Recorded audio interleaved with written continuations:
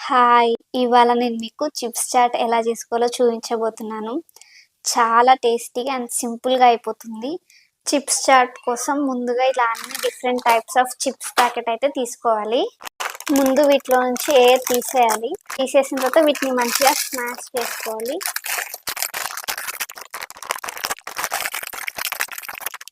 ఇలా అన్నిటిని స్మాష్ చేసుకున్న తర్వాత వీటన్నిటిని పక్కన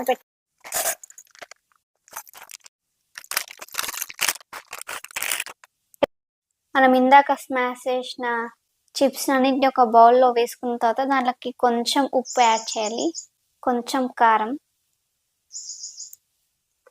సన్నగా కట్ చేసి పెట్టుకున్న ఆనియన్స్ అండ్ టమాటో, కొంచెం పుదీనా, ఇందులోకి కొంచెం లెమన్ జ్యూస్ యాడ్ చేసుకోవాలి.